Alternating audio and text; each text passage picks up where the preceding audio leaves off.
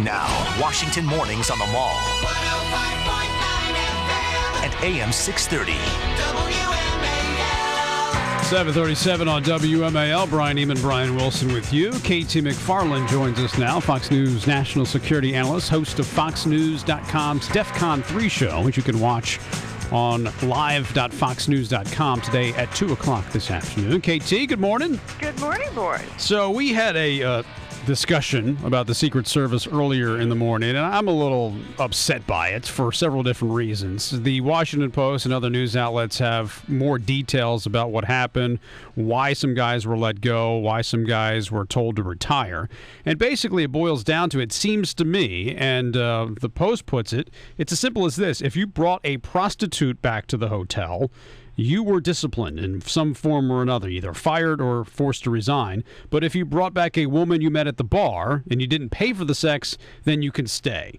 And so I guess my question is a prostitute really worse than a one-night stand when it comes to a national security problem? And I'm serious about that. You guys are spending your morning talking about this? Well, we talk about a lot of stuff, but we're talking about this too. But I mean, it doesn't seem right that I think they're all wrong, and I think they all should be punished and disciplined. Here, if the men and women who are responsible for protecting the life of the President of the United States can't keep their pants zipped, get rid of them. Well, okay, but they're not. That is not what is happening. I mean, they have said that the line that they drew in the sand was if you paid for sex. If it was, let me flip that one around for you. If you didn't pay, who was paying her?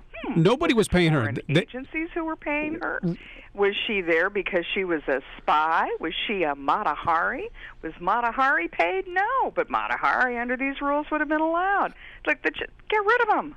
And that's my point, but it doesn't seem to be that's the case. They have they have told people that, hey... You found that there's a government agency that's inconsistent and ineffective, and you're surprised? Well, it's concerning to me for several different reasons, and I think the director of the Secret Service, Mark Sullivan, who is going to be in front of a Senate committee, needs to answer as to exactly why some guys were forced to leave or fired and others weren't. And if the line they drew was paying for sex, then why is that a worse sin than just bringing a woman back to the hotel? You're completely right. They should all be fired. And anybody who doesn't want to fire some of them and absolve and say that some of them are okay and some guys who use prostitutes are not, fire him too. I mean, this is a fundamental problem throughout, what looks like a fundamental problem throughout the Secret Service. These guys aren't up to the job. They don't understand that their first job is protecting the President of the United States. That's an honor to have that job, that it's a duty to have that job. This is not a job that you sort of turn off when you feel like you're getting a little stressed and you need a little companionship. If these guys were so stressed that they needed a little de-stressor, head to the gym.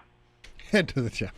Well, it sounds like if they do that, they're going to have to basically discipline a lot of people, because it seems, at least from the news stories, and don't always know if the news stories are true, that people knew that this kind of stuff was going on. Somebody might. It's too endemic. It's happened too often. I can't imagine that this large number of them would have gone ahead and felt no problem, no shame, even no interest in hiding it if it wasn't something condoned from much higher up.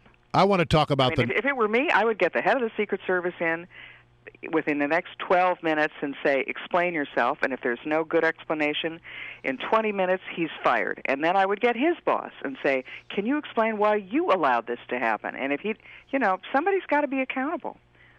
I want to talk about the North Koreans. And by the way, I heard that some in the intelligence community have a nickname for the North Koreans. They call them the Norks. Have you ever heard that? I've heard a lot of nicknames in that way. That's not one. Anyway, that's one I heard the other. I thought it was pretty funny. Anyway, the North Koreans... I've heard a lot that are much worse. Yeah, I'm sure you have. I heard the other day that the North Koreans are apparently taking one of their missile silos and they're improving it. And the concern was that they might be improving it so they could fire a bigger missile, and that they might still be working very hard to marry nuclear technology with better missile technology. Your thoughts? Of course they are. That's been their goal throughout. But aren't we trying to reach out to the North Koreans? Didn't the Obama administration the other day say they... We've been played by the North Koreans for the last 3 administrations. And and the real tragedy of it all is, guess who's watching? It's the Iranians, and the Iranians are concluding, if you didn't stop North Korea, if North Korea said, we're going to stop our nuclear program, we're going to stop our missile program, just drop the sanctions, give us food aid, and we'll go along with whatever you want. And then they took the aid, we dropped the sanctions, they kept doing what they wanted to do. And if the North Koreans can get away with it, the Iranians have got to conclude, gee, we'll be able to get away with it too. And so that's why you're at this, I think, sort of silly thing that's going to happen later or today, which is the negotiations over Iran's nuclear weapons program. I don't think they're sincere. I think they're playing out the clock the way their chums, the North Koreans, played out the clock. Remember, the Iranians have had engineers and scientists on the ground in North Korea for the nuclear tests as well as for the missile tests. All right, there are big elections in Egypt. We've talked about the Arab Spring for quite some time. No one really knows where this is going to go, or even if the person who wins the election can actually govern the country. Yes. What is the latest on Egypt, the way it is set up politically speaking right now? It's a weird situation because they've had an election for parliament and the Muslim Brotherhood candidates have won. Now they're going to have an election for president. Nobody knows who's going to win. Any one of 5 candidates could win. But at the end of the day, whoever wins, there's no constitution. They're going to make that one up as they go along. And the bigger problem than the political problem, to me, is the economic problem coming very soon down the road. Egypt is the world's second largest importer of wheat. It needs to import wheat to feed its people. To buy that wheat, it needs foreign reserves. It needs money. And what does it have for money? Very little, because the tourist trade has dried up in the last year. Foreign investment has dried up in the last year because of the political uncertainty and chaos, and the rich Egyptians are getting their investments and their money out of the country. Egypt could well run out of food by the end of the year. They could have food shortages.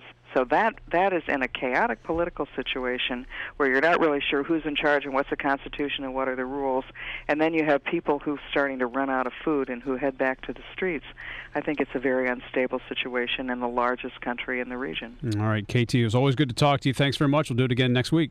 Pleasure. Thanks, KT. KT McFarland, Fox News national security analyst.